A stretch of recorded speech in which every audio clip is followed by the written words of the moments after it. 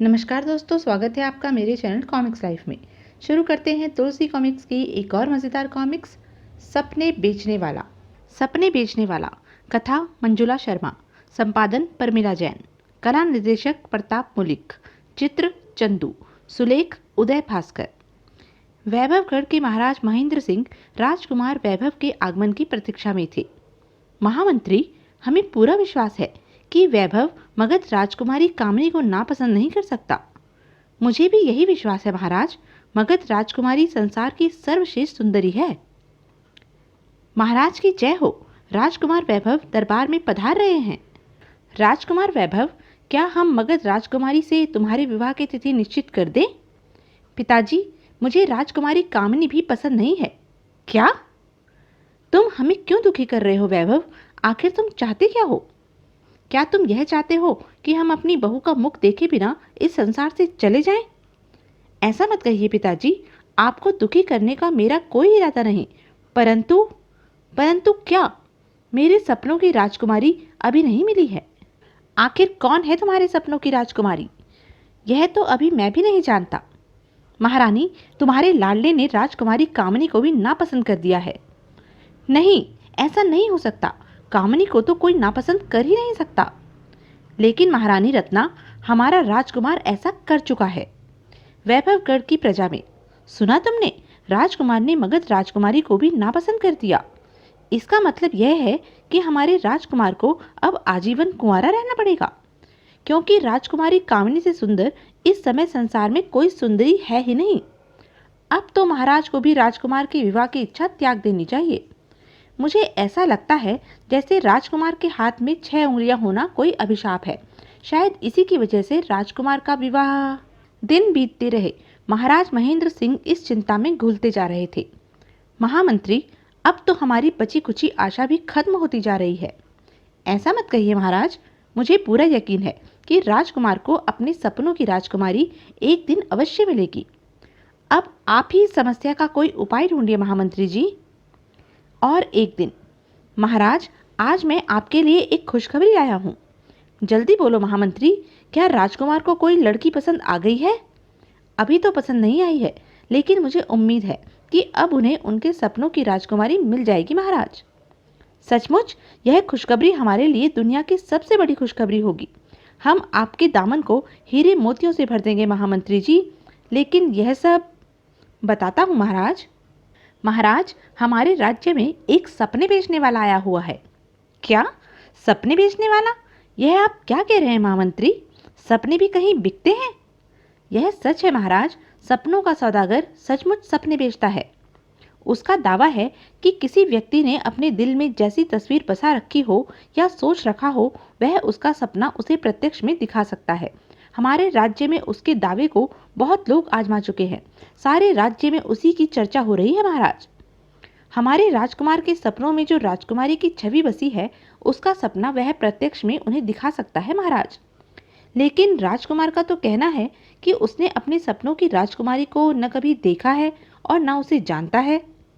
नयन सिंह का यही दावा है महाराज कि वह राजकुमार को उनके सपनों की राजकुमारी दिखा सकता है। महामंत्री, हम उस करिश्माई सपने बेचने वाले से मिलना चाहते हैं। सपने बेचने वाला, सपनों का सौदागर। आप यहाँ पर अपनी संभव या असंभव कल्पनाओं का सपना अपनी जागती आंखों से स्वयं देख सकते हैं। संतुष्ट न होने पर सपने की पूरी कीमत वापस। सपने बेचने वाले के डेरे के बाहर अपार भीड़ जमा थी। लोग अपनी बारी की इंतजार में लाइन लगाकर खड़े थे। डेरे के अंदर। हाँ तो मलखान सिंह, तुम क्या सपना देखना चाहते हो? सपनों के सौदागर, मेरी पत्नी बहुत दुष्ट है, मुझसे हमेशा लड़ती रहती है। मैं यह सपना देखना चाहता हूँ कि वह मुझे पति परमेश्वर समझकर पूजा करे। बहुत अच्छा, अब तुम जाकर उस कुर्सी पर बैठ जाओ। मलखान सिंह उस भव्य सिंहासन नुमा कुर्सी पर बैठ गया। अब वह अपना मनचाहा सपना देख रहा था। स्वामी, आज आप इतनी देर से क्यों आए? मैं कब से आपका इंतजार देख रही थी। क्या? अरे, यह क्या कर रही हो तुम? अपने पति परमेश्वर के चरणों को धो रही हूँ। आप इस तरह मुझे क्या देख रहे हो? पति के चरणों में ही हर पत्नी का स्वर्ग होता है नाथ। आप ही तो मेरे देवता हैं स्वामी। चलिए, मैं आपको अपने हाथों से खाना खिलाती हूँ। बस बस, और नहीं, और खाइए ना। देखो ना, आज आपने कितना कम खाया है। अब बारी थी रामलाल की। तुम क्या सपना देखना चाहते हो रामलाल? मैं वैभवगढ़ के राजा की गद्दी पर बैठने का सपना देखना चाहता हूँ। ठीक है, अभी तुम राजा बनते हो। सावधान, वैभवगढ़ के महाराजा धीराज रामलाल दरबार में पधार रहे हैं। महाराज रामलाल अपने सिंहासन पर बैठ गए। महामंत्री जी, हमारे लिए कुछ नृत्य संगीत का प्रबंध किया जाए। जो आज्ञा महाराज। महाराज महेंद्र सिंह सपनों के सौदागर के डेरे पर पधारे। महाराज की जय हो। यह नाचीज अपने डेरे पर महाराज की उपस्थिति से धन्य हो गया। मेरा प्रणाम स्वीकार कीजिए महाराज। हम तुम्हारे स्वागत से बहुत प्रसन्न हुए सपनों के सौदागर। महाराज ने खबर भिजवा दी होती, मैं वहीं महाराज की सेवा में हाजिर हो जाता। प्यासा कुएं के पास जाता है, कुआं प्यासे के पास नहीं। हम आपके पास एक आवश्यक कार्य से आए हैं सपनों के सौदागर। आज्ञा कीजिए महाराज। राजकुमार को विवाह के लिए कोई राजकुमारी पसंद ही नहीं आती। उसका कहना है कि उसे अभी अपने सपनों की राजकुमारी नहीं दिखाई दी है, लेकिन वह उसे न जानता है और न उससे मिला है। यह आप मुझ पर छोड़ दीजिए महाराज। मैं राजकुमार को उनके सपने की राजकुमारी के दर्शन करा सकता हूँ। अगर तुमने यह चमत्कार कर दिखाया तो हम तुम्हें मुंह मांगी कीमत देंगे सौदागर। महाराज का खुश होना ही मेरी कीमत है। राजकुमार वैभव को सपनों के सौदागर के डेरे पर पहुंचा दिया गया। आइए राजकुमार, मैं आप ही की प्रतीक्षा कर रहा था। क्या तुम सचमुच यह चमत्कार कर सकते हो सौदागर? अगर ना कर सकूं तो मेरा सिर कलम कर दीजिएगा राजकुमार। राजकुमार, राजकुमार, मैं कितने वर्षों से तुम्हारी राह देख रही हूँ। तुम मेरे पास चले आओ मेरे राजकुमार। मुझे इस कैद से केवल तुम ही आजाद करा सकते हो। मुझसे और इंतजार मत कराओ। मेरी सपनों की राजकुमारी। मैं आ रहा हूँ राजकुमारी।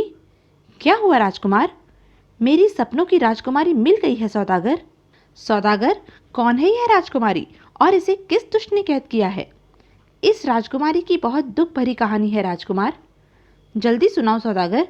तुमने सुना नहीं, वह मुझे मदद के लिए पुकार रही है। मैं उसे पाकर ही रहूंगा।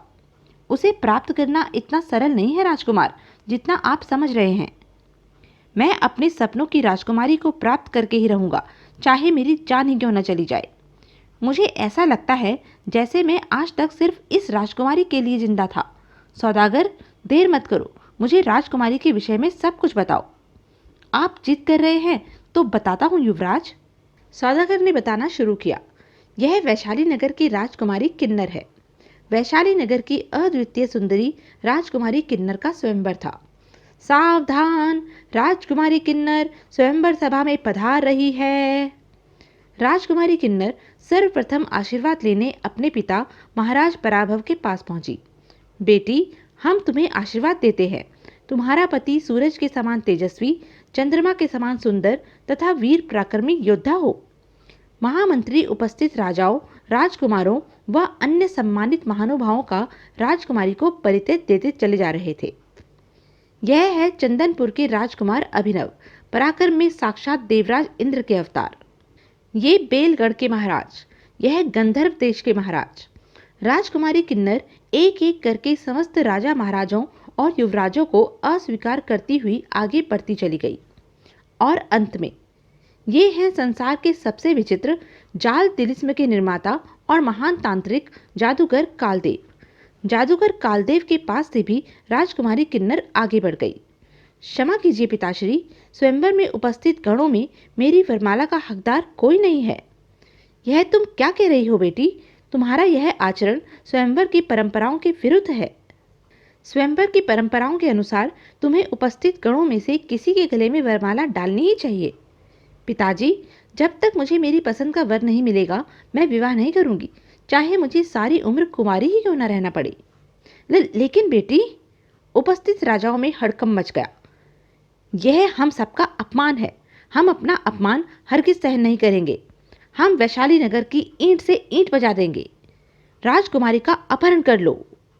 ठहरो, राजकुमारी की तरफ किसी ने आंखें भी उठाकर देखा तो उसे भस्म कर डालूंगा। राजकुमारी पर सिर्फ कालदेव का अधिकार है। यह अच्छा ही हुआ कि राजकुमारी ने किसी के गले में वरमाला नहीं डाली, वरना उसे भी अपनी जान से हाथ धोना पड़ता। अब मैं राजकुमारी किन्नर का अपहरण करके ले जा रहा हूँ। जिसे अपने प्राण प्यारे न हो वह रोकने का प्रयास कर सकता है। ठहरो कालदेव, तुम हमारी बेटी को इस तरह अपहरण करके नहीं ले सकते। तो यह थी अब तक की कहानी।